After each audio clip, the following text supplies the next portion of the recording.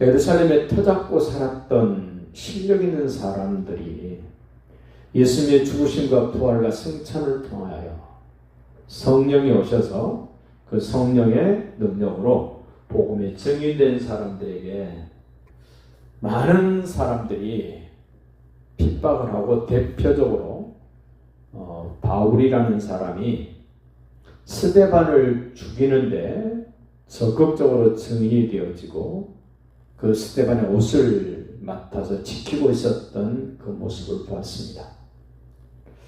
세상 지식으로는 이해될 수 없는 예수님의 죽으심과 부활, 하나님의 은혜가 아니면 깨달을 수 없는 복음의 신비스러운 내용을 가진 사람들, 하나님은 땅끝까지 이르러 증인되도록 흩어지라 그러는데 예루살렘 교회가 흩어지지 않고 예루살렘에 수북이 모여서 자기들끼리 기뻐하고 자기들끼리 좋아하는 그런 형태가 되었던 예루살렘 교회, 스데반 집사의 순교를 통하여 적극적으로 이제 박해가 구체적으로 실행이 됩니다.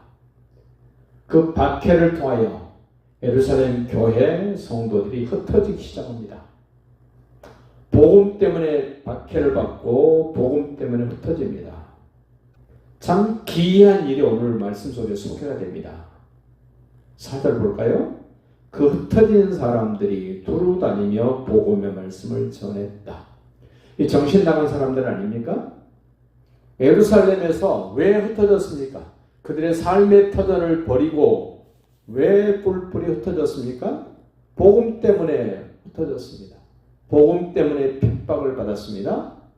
그러면 다른 지역에 가서는 복음을 말하지 않아야 되는데, 복음 때문에 핍박받고 복음 때문에 흩어졌던 이 사람들이 다른 동네, 다른 성읍에 가서도 그 복음을 또 전하고 또 핍박을 받고 거기서도 또 다른 지역으로 떠나야만 되는 이런 일이 반복되어지는 것, 일반적인 관점으로 보면 이해가 안 됩니다. 그 일 하다가 어렵고 욕먹었으면 그 다음에는 안 하면 될 텐데, 이 복음을 맡은 사람들은 욕먹는다고 안 하는 게 아닙니다. 핍박이 오고 어려움이 온다고 포기하고 그만두는 일이 아닙니다. 똑같은 일이 반복됩니다. 사도 바울도 보십시오. 가는 곳마다 핍박합니다. 돌에 맞기도 합니다. 40에 하나 가면 매도 맞습니다. 바다의 위험, 강의 위험, 폭우의 위험, 동족의 위험, 이방인의 위험, 너무나도 많은 위험이 닥칩니다. 복음 때문에 그 위험을 맞이하게 됩니다. 다른 지역에 가서 또 그 복음을 이야기합니다. 우리는 복음 전하면서 욕을 얼마나 먹어봤는가, 복음 때문에 얼마나 어려움을 당해봤는가. 현대를 사는 사람들은 복음 때문에 수지 맞았지, 복음을 위하여 고난을 받고 대가를 지불하고 핍박을 받고 하는 일을 아예 할 생각을 안 합니다. 생각을 안 해요. 우리 교회도 마찬가지고, 흩어진 사람들이 두루 다니며 복음의 말씀을 전했다. 그 복음의 말씀 때문에 흩어졌는데, 그 복음의 말씀 때문에 스데반이 순교를 당했고, 그 복음의 말씀 때문에 정들고 애착을 가져야 됐던 예루살렘을 떠나게 되고 유대 땅을 떠나게 되고, 이런 일들이 조금 전에 벌어졌는데 또 다른 지역에 가서 그 복음의 말씀을 전한다는 겁니다. 이게 성령의 역사요, 하나님의 신비입니다. 여기 흩어진 사람들은 경험을 많이 했던 사람들입니다. 예수의 죽으심도 경험했고, 예수님의 부활도 경험했고, 예수님의 승천도 경험을 했고, 예수님이 약속하신 대로 성령이 오신 것도 경험을 했고, 복음을 가진 스데반이 순교당하는 것도 경험을 했고, 교회가 핍박받고 박해받는 것, 다 뿔뿔이 흩어질 수밖에 없는 아픔을 경험을 했습니다. 그럼에도 불구하고 또 다른 지역에 가서 그 복음을 말한다는 것, 하나님의 역사가 아니면 불가능한 일입니다. 성령의 역사 아니면 감당할 수 없는 일입니다. 7 집사 중에 한 사람 스데반은 죽었습니다. 이제 두 번째 집사로 세워졌던 빌립, 물론 예수님의 제자 가운데도 빌립이 있습니다만은 여기 사마리아에 가서 복음을 전했던 이 빌립은 제자 빌립이 아니라 7 집사 중에 하나였던 빌립입니다. 왜냐하면 나중에 베드로 요한이 이 사마리아에 와서 확인하지 않습니까? 사도가 빌립 사도가 왔다면은 베드로나 요한이 올 필요가 없을 텐데 집사 빌립이 복음을 전했기 때문에 사도들이 와서 확인하는 겁니다. 5절 보세요. 빌립이 사마리아 성에 내려가 그리스도를 백성에게 전파했다. 내가 경험한 예수, 내가 만난 예수를 말할 수밖에 없는 사람, 하나님의 사람이요 복음의 사람입니다. 예수님을 경험하지 않는 사람은 예수 이야기 못합니다. 편안하고 좋을 때는 할 수 있지만 어렵고 힘들면 그 예수 이야기 못합니다. 복음을 가지고 있고 하나님의 나라를 경험했던 사람들은 항상 박해가 있습니다. 조그마한 박해가 아닙니다. 생명을 내놓게 되는 박해입니다. 이런 어려움이 있기 때문에 언제나 누군가가 중심이 되는 사람이 필요하다는 겁니다. 그 중심이 되는 사람들이 사도였습니다. 중심이 되는 지역이 예루살렘이었습니다.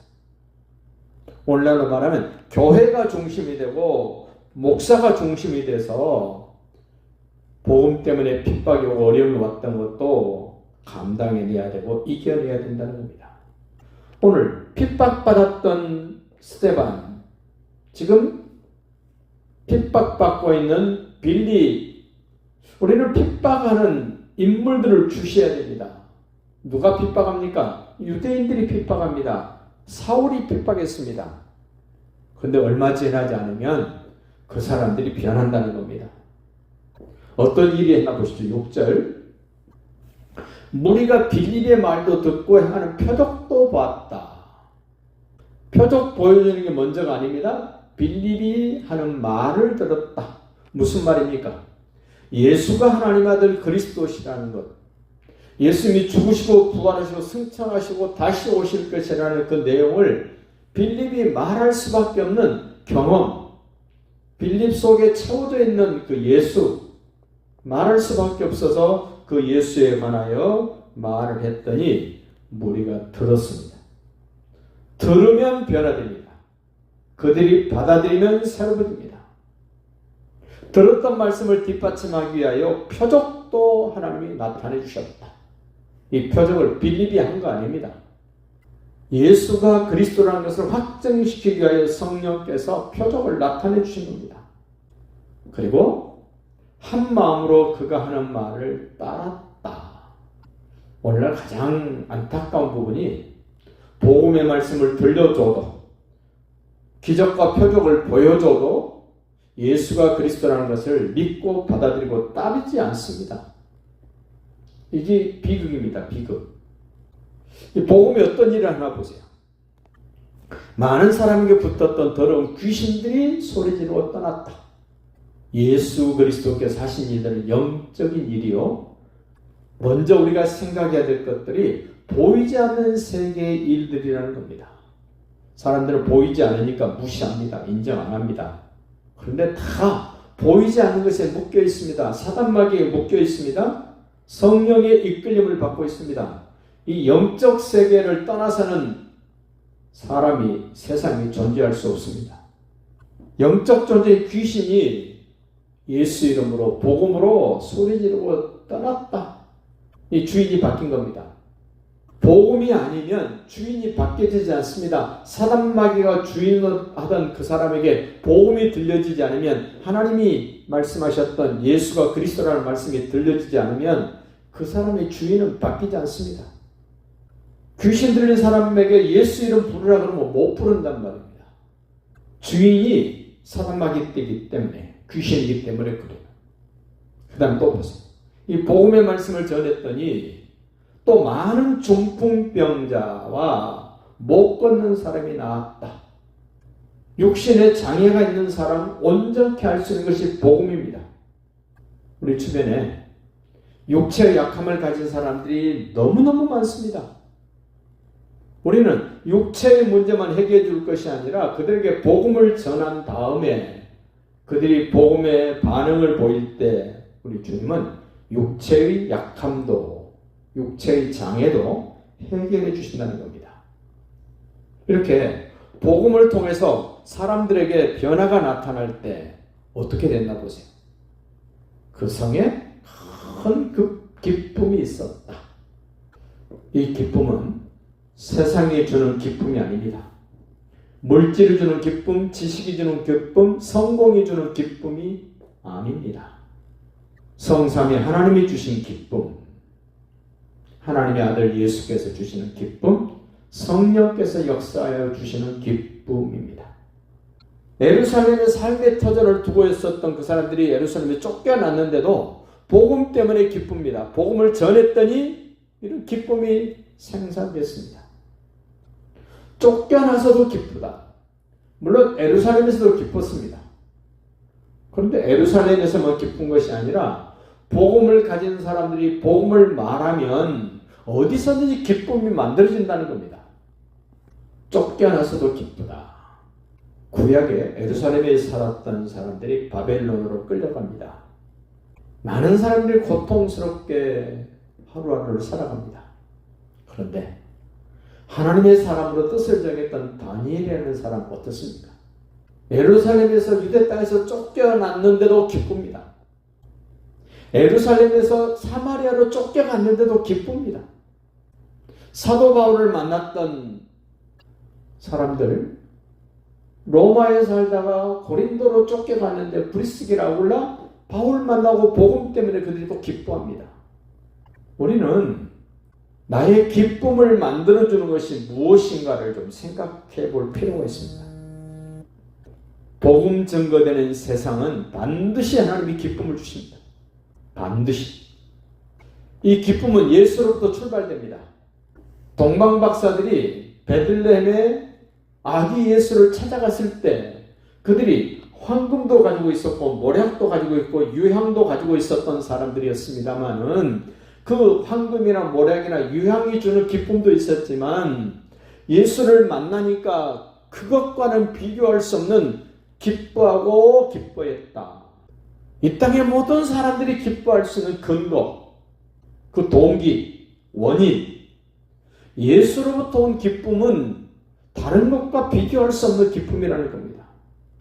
이 기쁨은 이 사마리아 사람이나 예루살렘에 있는 사람이나 오늘 우리도 죄 사함 받은 기쁨이에요. 죄가 뭔지도 모르는 사람들에게는 죄 사함의 기쁨을 말해도 못 알아듣습니다.